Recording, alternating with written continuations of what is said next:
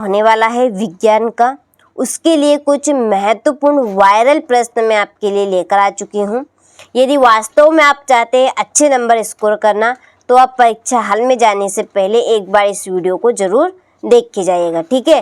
तो चलिए वीडियो को हम शुरू करते हैं। यहाँ पर मैंने पहले से ही टिक मार्क कर दी है ताकि आप सभी का ज़्यादा समय बर्बाद ना हो। तो देखिए पहला प्रश्न है आपका कि निम्न में से कौन भौतिक परिवर्तन नहीं है। तो इसका आंसर है आपका एलपीजी गैस।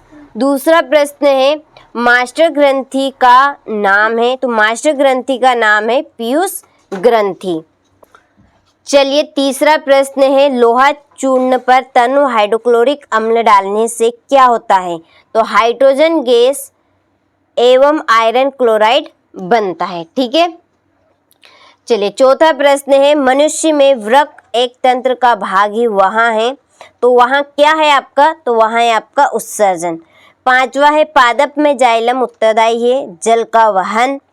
छठा है कि दो तंत्रिका कोशिका के मध्य खालिस्तान सिनेप्स आपका कहलाता है, ठीक है। चलिए अब हम क्वेश्चन नंबर 2 के क्वेश्चन कंप्लीट करते हैं। किसी रासायनिक अभिक्रिया का समीकरण के रूप में प्रतीकात्मक निरूपण खालिस्तान कहलाता है। तो रासायनिक समीकरण क्या कहलाएगा,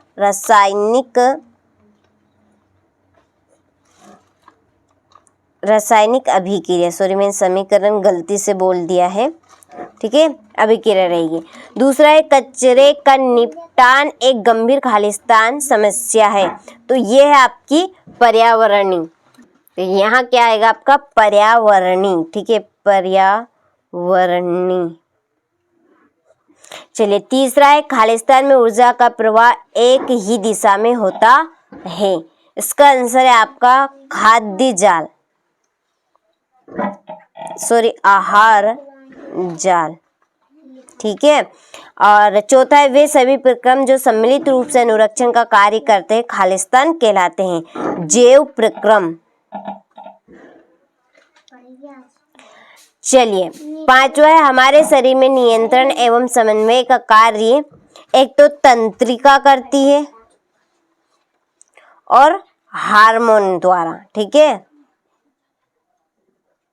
हार्मोन के द्वारा। छठा है किसी गोली दर्पण की फोकस दूरी उसकी वक्रता त्रिज्या की खालिस्तान होती है, कैसी होती है, आधी, ठीक है। चलिए तो आप यहाँ से बढ़िया से स्क्रीनशॉट ले लीजिए और अच्छे से आप कंप्लीट करके जाइएगा। सही जोड़ियाँ मिलाइए। पहली जोड़ी है आपकी जाइलम, तो जाइलम की जोड़ी रहेगी जल का परिवहन। भोजन का स्थानांतरण किसके द्वारा होता है, फ्लोएम के द्वारा। क्लोरोफिल आपका प्रकाश संश्लेषण की क्रिया में। न्यूरॉन की जोड़ी है आपकी तंत्रिका, तंत्र की इकाई है ये। अभिसारी लेंस, उत्तल लेंस। और छठी वर्ण विक्षेपण त्रिभुजाकार प्रिज्म रहता है ये, ठीक है, ये आपकी छठी जोड़ी। चलिए तो देखिए आप परीक्षा हॉल में जाने से पहले एक बार सारे क्वेश्चनों को अच्छे से कंप्लीट करें और एक बार आप इस वीडियो को जरूर देख के जाइएगा, ठीक है। तो सारे प्रश्न आपको इस तरह के रहेंगे ये जो आपको 90% परीक्षा हॉल में देखने को मिलेंगे, ठीक है। तो अच्छे से आप कंप्लीट करके जाइएगा। तो देखिए क्वेश्चन नंबर 4 में है एक शब्द या एक वाक्य में उत्तर दीजिए। पहला है कि नेत्र के किस भाग पर वस्तुओं के प्रतिबिंब बनते हैं। तो रेटिना पे, किस पे बनेंगे, रेटिना पे। नंबर 2 दर्पण सूत्र लिखिए। दर्पण सूत्र है आपका 1/A बराबर 1/V प्लस 1/U। तीसरा है लेंस की क्षमता के लिए सूत्र लिखिए तथा उसका मात्रक भी लिखिए। तो लेंस के लिए आपका सूत्र रहेगा यहाँ पे, चलिए यहाँ पर मैं लिख देती हूँ सूत्र, D = 1/F। किस में है ये, मीटर में है, मीटर। और इसका SI मात्रक रहेगा डायऑक्टर, यहाँ पे डायऑक्टर। ऑप्टर। ठीक है, इसका ए सही मात्रा।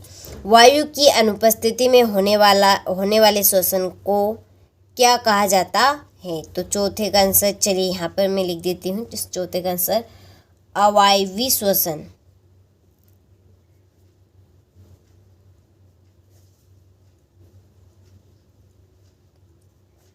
ठीक है, पांचवा है, प्रतिवर्ती क्रिया को कौन नियंत्रित करता है? मेरुरज्जु।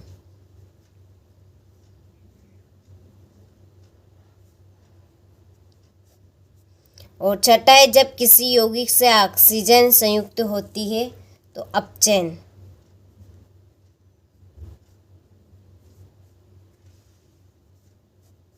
ठीक है, चलिए तो यहाँ से आप स्क्रीनशॉट ले लीजिए अच्छे से। चलिए बढ़ते हैं अगले प्रश्न की ओर। सत्य सत्य लिखिए। नंबर 1, क्लोरोफ्लोरोकार्बन का उपयोग अग्निशमन के लिए किया जाता है, यह आपका सत्य है। दूसरा है, स्वस्थ मनुष्य के लिए स्पष्ट दृष्टि की न्यूनतम दूरी 20 सेंटीमीटर है, असत्य 25 सेंटीमीटर होगी। कितनी? 25। तीसरा, मुकुल द्वारा अलैंगिक जनन स्टेम में होता है, यह आपका सत्य है। चौथा है, भोजन नली के क्षुद्रांत में भोजन का पूर्ण पाचन हो जाता है, यह आपका सत्य। और पांचवा, वे पदार्थ जो जैविक प्रक्रिया द्वारा अपघटित हो जाते हैं अजैव निम्नीकरणीय कहलाते हैं, तो ये आपके असत्य। चलिए छठा, मस्तिष्क का सोचने समझने वाला भाग पश्चिम मस्तिष्क है, तो ये आपका असत्य है, प्रमस्तिष्क है। कौन सा है? प्रमस्तिष्क, ये आपका असत्य। ठीक है, चलिए तो ये आपके सत्य सत्य भी कंप्लीट हो चुके हैं। अब बढ़ते हैं अगले क्वेश्चन की ओर। तो अगले क्वेश्चन में है आपके 2 नंबर वाले प्रश्न कि रासायनिक अभिक्रिया अब समीकरण से आप क्या समझते हो? किसी संतुलित समीकरण का उदाहरण दीजिए। तो चलिए इस प्रश्न का आंसर देखते हैं। तो ये देखिए, ये आपका छठा प्रश्न कि रासायनिक समीकरण से आप क्या समझते हो? किसी संतुलन समीकरण का उदाहरण दीजिए। ठीक है, तो ये रहा इस प्रश्न का आंसर। स्क्रीनशॉट आप ले लीजिए। ठीक है, इसी के नीचे इसका अथवा है आपका कि विस्थापन अभिक्रिया क्या है, उदाहरण दीजिए। ठीक है, चलिए अगले प्रश्न की ओर बढ़े। तो अगला क्वेश्चन है आपका 7वां प्रश्न, वियोजन अभिक्रिया को संयोजन अभिक्रिया के विपरीत क्यों कहा जाता है? तो यहाँ से आप इस प्रश्न के आंसर का स्क्रीनशॉट ले लीजिए और अच्छे से कंप्लीट करें। ठीक है, अगला प्रश्न है आपका कि पारितंत्र में अपमार्जकों की क्या भूमिका है? ठीक है, यह पारितंत्र में अपमार्जकों की भूमिका निभाते हैं, तो ये आपका इस प्रश्न का आंसर हो गया। इसी प्रश्न का अथवा है, क्या कारण है कि कुछ पदार्थ जैव निम्नीकरणीय होते हैं और कुछ अजैव निम्नीकरणीय होते हैं? ठीक है, चलिए तो इस प्रश्न का आंसर यहाँ से आप ले लीजिए। इसके बाद में आपका 9वां प्रश्न, क्या होगा यदि हम एक पोषी स्तर के सभी जीवों को समाप्त कर दें?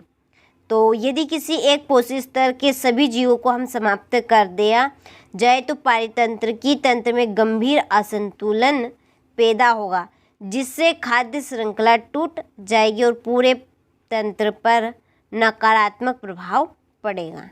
ठीक है, चलिए इसी प्रश्न का आपका अथवा है, पोषी स्तर क्या है? एक आहार श्रृंखला का उदाहरण दीजिए तथा इसमें विभिन्न पोषी स्तर बताइए। ठीक है, चलिए तो ये आपका आंसर है।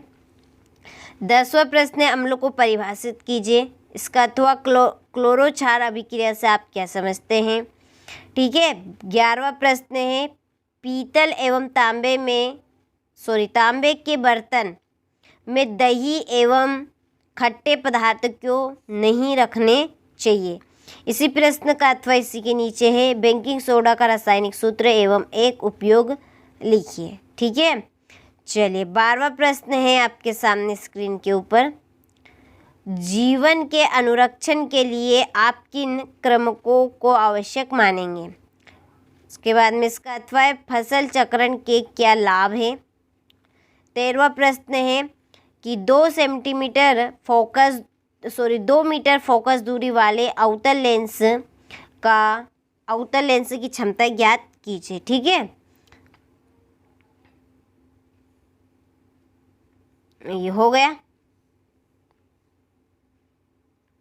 इसी का अथवा एक गोली दर्पण की वक्रता त्रिज्या 20 सेंटीमीटर है, इसकी फोकस दूरी क्या होगी? तो फोकस दूरी होगी आपकी 10 सेंटीमीटर। कितनी? 10 सेंटीमीटर। ठीक है, चलिए 14वां प्रश्न, गोली दर्पण के वक्रता केंद्र की परिभाषा लिखिए। फिर है आपका अगला प्रश्न, गोली दर्पण की वक्रता त्रिज्या की परिभाषा लिखिए। उत्तल दर्पण के दो उपयोग, जरा दूरदर्शिता क्या है, ग्रह क्यों नहीं टिमटिमाते, हम वर्षा होने के बाद ही आकाश में इंद्रधनुष क्यों देखते हैं। 17वां प्रश्न, स्पष्ट दृष्टि की न्यूनतम दूरी किसे कहते हैं, वर्ण विक्षेपण क्या है, प्लास्टर ऑफ पेरिस को आंध्रोधी बर्तन में क्यों रखा जाना चाहिए, समीकरण सहित लिखिए। ठीक है, अथवा है उदासीनीकरण अभिक्रिया को उदाहरण सहित समझाइए। ये उदाहरण, धमनी एवं सीरा में अंतर स्पष्ट कीजिए, वायवी तथा अवायवी श्वसन में अंतर स्पष्ट कीजिए। ठीक है, तो यहाँ से आप स्क्रीनशॉट ले लीजिए, धमनी और सीरा में अंतर, इसके बाद में वायवी और अवायवी श्वसन में अंतर। ठीक है, ये आपका 20वां प्रश्न, उत्तल दर्पण के कोई 3 उपयोग लिखिए और इसका अथवा है आयताकार कांच के गुटके से प्रकाश के अपवर्तन का आरेख खींचिए। चलिए, तो ये आपका अवतल दर्पण का अवतल दर्पण के उपयोग, बड़ी फोकस दूरी वाला अवतल दर्पण दाढ़ी बनाने के काम आता है। आँख, कान एवं नाक के डॉक्टर द्वारा उपयोग में अवतल दर्पण लाया जाता है। ठीक है, गाड़ी के हेडलाइट एवं सर्च लाइट में अवतल दर्पण का प्रयोग किया जाता है। चलिए 21वां प्रश्न है ये आपका,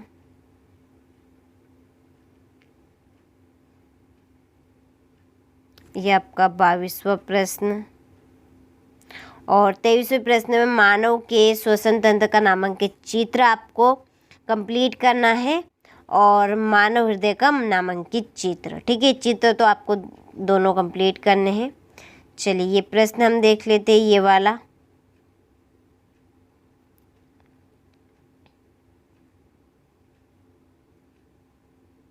ये आपके पूरे टोटल यहाँ पर क्वेश्चन हो चुके हैं। अच्छे से आपने सारे प्रश्नों का स्क्रीनशॉट ले लिया होगा, तो अच्छे से आप इनको कंप्लीट